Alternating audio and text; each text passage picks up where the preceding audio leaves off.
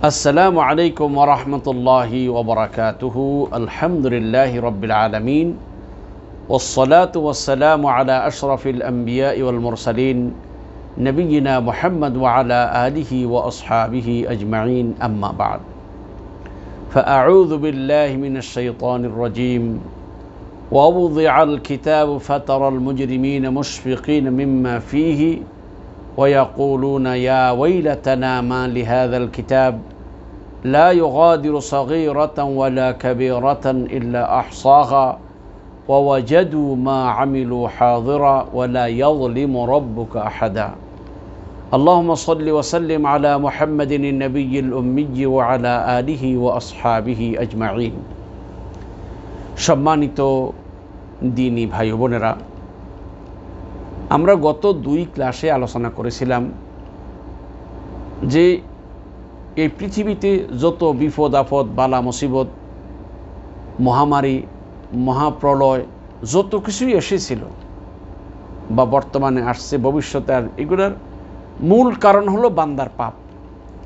অর্থাৎ বান্দা যখন পাপ করতে করতে একটা চরম পর্যায়ে পৌঁছে যায়, তখন আল্লাহ সুবহানাহু ওয়া তাআলা বান্দার প্রতি আযাব নাজিল করেন এবং বান্দা যাতে ওই পাপ থেকে ফিরে আসতে পারে সেই জন্য আল্লাহ পাক বিভিন্ন রকমের আযাব ও গজব নাজিল করে থাকেন। তাহলে এখন আমরা এটা বুঝলাম যে পৃথিবীতে বিপদ আপদ আসার মূল কারণ হলো বান্দার পাপ। এখন আমাদেরকে এটা স্পষ্ট করে জানতে হবে পাপ বলতে কি বোঝায়, পাপ কাজগুলা কি কি, বা পাপ কি জিনিস। আমরা যদি পাপাচার সম্পর্কে না জানি তাহলে আমরা কিভাবে বাঁচব? সম্মানিত দিনী ভাইরা, কোরআনুল কারীমে এবং রাসূলুল্লাহ সাল্লাল্লাহু আলাইহি ওয়াসাল্লামের হাদিসে বান্দার পাপাচারকে বোঝানোর জন্য বিভিন্ন শব্দ ব্যবহার করা হয়েছে। যেমন আল ইসিম এবং আল মাসিয়া, আল যামব, আল খাতা, আস সাইয়্যিআহ, এই জাতীয় আরও শব্দ আছে। এই শব্দ দ্বারা বান্দার কৃত পাপাচার বা বান্দার কৃত মন্দ কাজকে বোঝানো হয়েছে। অর্থাৎ একজন বান্দার দ্বারা যে সকল মন্দ কাজগুলা সংগঠিত হয়, এই সব মন্দ কাজগুলাকে বোঝানোর জন্য এই শব্দগুলা আল ইসিম, আল যামব, আল খাতা, আস সাইয়্যিআহ, এই শব্দগুলা দিয়ে বান্দার মন্দ কাজকে বোঝানো হয়েছে। অর্থাৎ যে কাজটা ঘৃণিত কাজ, যে কাজটা মন্দ কাজ, এমন কাজ যে বান্দা করে, এই মন্দ কাজটাকে, ঘৃণিত কাজটাকে বোঝানোর জন্য এই শব্দগুলো ব্যবহার করা হয়েছে। তবে শরীয়তে গুনাহ বলতে একটা ব্যাখ্যা রয়েছে। গুনাহ কি? গুনাহ বা পাপ কাজ, পাপ বোঝাতে হলে বা পাপ শব্দের দ্বারা বোঝানো হয়েছে শরীয়তে নিষিদ্ধ যত কাজ আছে, এই কাজটা ছোট হোক, বান্দার নজরে ছোট হোক আর বড় হোক, প্রকাশ্য হোক আর গোপনে হোক, এটা কর্মের মাধ্যমে হোক অথবা কথার মাধ্যমে হোক অথবা বিশ্বাসের মাধ্যমে হোক, এক কথায় শরীয়তে নিষিদ্ধ এই সকল কাজগুলায় যদি কোনো বান্দা লিপ্ত হয় তাহলে তাকে গুনাহ বা পাপ বলা হয়। অর্থাৎ আল্লাহ যে সকল কাজ বান্দার জন্য নিষেধ করেছেন, যে সকল কথা বান্দার জন্য নিষেধ করেছেন, যে সকল বিশ্বাস স্থাপনের ক্ষেত্রে বান্দাকে সাবধান করেছেন, এমন সব বিশ্বাস, এমন সব কথা, এমন সব কাজ বান্দা প্রকাশ্য করুক গোপনে করুক, এই সব কাজগুলোকে শরীয়তের ভাষায় পাপ বলা হয়। প্রিয় ভাইরা, রাসূলুল্লাহ সাল্লাল্লাহু আলাইহি ওয়াসাল্লামের একটি হাদিসে পাপের আরেকটা ব্যাখ্যা করা হয়েছে। রাসূল সাল্লাল্লাহু বলেছেন, ওয়াল ইসমু মা হাকা ফি নাফসিকা ওয়া কারিহতা আন ইয়াত্তালি আলাইহি নাস। রাসূলুল্লাহ সাল্লাল্লাহু আলাইহি ওয়াসাল্লাম বলেছেন, পাপ হলো ওই সমস্ত কাজ যা তোমার অন্তরে সংশয় সৃষ্টি করে, সন্দেহ সৃষ্টি করে, আর এটা মানুষ জানুক এটা তুমি পছন্দ করো না, এটাকে পাপ বলা হয়। তাহলে আমরা মোটামুটি পাপের একটা ব্যাখ্যা বুঝলাম। এবার আসুন আমাদেরকে জানতে পাপ কত প্রকার ও কী কী। সম্মানিত দিনী ভাইয়েরা, পাপের ধরন বহু রকমের। ইনশাআল্লাহ আমরা এগুলো ধারাবাহিকভাবে আপনাদের সামনে আলোচনা করব। ইনশাআল্লাহ একেবারে 5 to 5 আপনাদের সামনে তুলে ধরার চেষ্টা করব ইনশাআল্লাহ। সাধারণত পাপ দুই ভাগে বিভক্ত। যে পাপগুলোকে বড় পাপ এবং ছোট পাপ, শরীয়তের ভাষায় বা আরবি ভাষা দিয়ে আমরা যেটা বলি কবিরা গুনাহ এবং সগীরা গুনাহ। কাবীরুন মানে বড়, সগীর মানে ছোট। আমাদের বাংলা ভাষায় বলি বড় গুনাহ এবং ছোট গুনাহ, কিন্তু শরীয়তের ভাষা বা আরবি ভাষা কি বলে কবিরা গুনাহ এবং সগীরা গুনাহ। তাহলে আমরা সাধারণত পাপ দুই প্রকার জানলাম। এক প্রকারের পাপ এগুলো বড় পাপ, আরেক প্রকারের পাপকে সগীরা বা ছোট পাপ বলা হয়েছে। কোরআনুল কারীমে এই বড় এবং ছোট পাপগুলোর কথা উল্লেখ করা হয়েছে।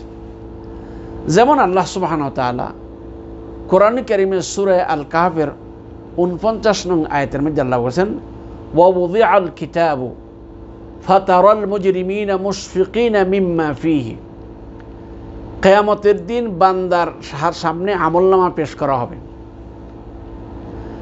ফাতারাল মুজরিমিনা মুশফিকিনা মিম্মা ফীহি, তখন এই কিতাবের মধ্যে আমলনামার মধ্যে যা আছে তা দেখার পরে অপরাধীরা মানে আতঙ্কগ্রস্ত হয়ে যাবে। মানে কি আল্লাহ বলছেন ফাতারাল মুজরিমিনা মুশফিকিনা মিম্মা ফীহি, আপনি দেখবেন যে মুজরিম যারা অপরাধী যারা আছে তারা আতঙ্কগ্রস্ত হয়ে গেছে এইগুলো দেখার পরে, হায় হায় সর্বনাশ। এবং তারপর ওয়ায়াকুলুনা ইয়া ওয়াইলাতানা মা লিহাযাল কিতাব, এবং তারা বলল হায় রে দুর্ভোগ আমাদের, এটা কেমন কিতাব। লা ইউগাদিরু সাগীরাতান ওয়ালা কাবীরাতান ইল্লা আহসাহা, ছোট বড় সব কিছুই গণনা করেছে, অর্থাৎ ছোটটাও লেখা আছে বড়টাও লেখা আছে।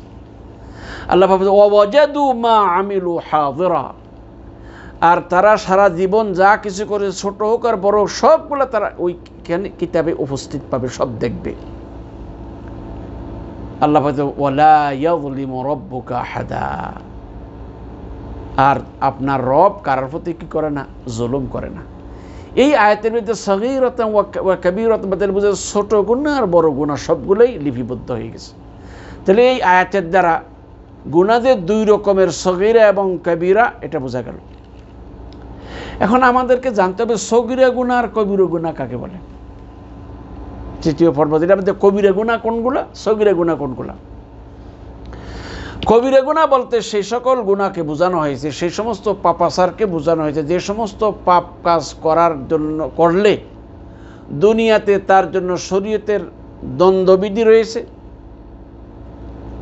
অথবা এই কাজ যারা করবে তার জন্য জাহান্নামের ধমকি রয়েছে, অথবা এই কাজ যারা করবে তাদের প্রতি আল্লাহর পক্ষ থেকে অভিশাপ বা গজব নাজিল হওয়ার ভয় দেখানো হয়েছে, অথবা জান্নাত থেকে বঞ্চিত হওয়ার ভীতি প্রদর্শন করা হয়েছে।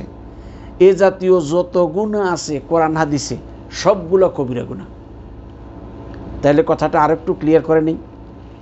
অর্থাৎ কবিরা গুনাহ বলতে এমন সকল গুনাহকে বোঝানো হয়েছে যে সমস্ত গুনাহে লিপ্ত হওয়ার কারণে শরীয়তের পক্ষ থেকে হদ বা দণ্ডবিধির ব্যবস্থা আছে। যেমন কোনো ব্যক্তি যদি জেনা করে তার শাস্তি আছে, চুরি করে শাস্তি আছে, তাহলে এগুলো সবগুলো কবিরা গুনাহ।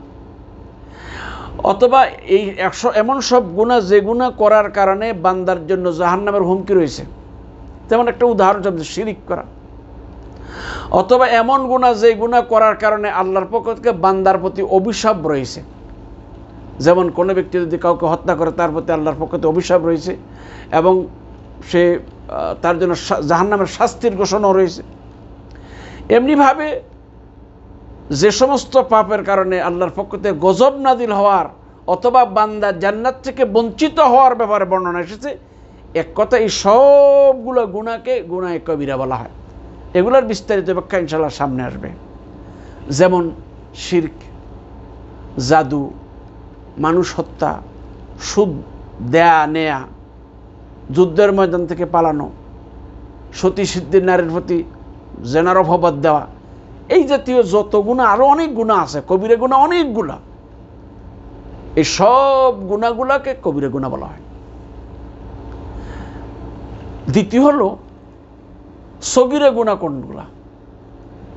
সগীরা গুনাহ বলতে সেই সকল গুনাহ যে সকল গুনাহের ব্যাপারে শরীয়তের পক্ষ থেকে কোনো দণ্ডবিধি নেই, অর্থাৎ গুনায় লিপ্ত হলে কোনো তার দণ্ড মানে তার শাস্তির ব্যবস্থা নাই, এরপর কোনো অভিশাপের কথা নাই, এবং এগুলো জান্নাতে বঞ্চিত এমন বর্ণনা। এই জাতীয় কাজগুলোকে সগীরা গুনাহ বলা হয়।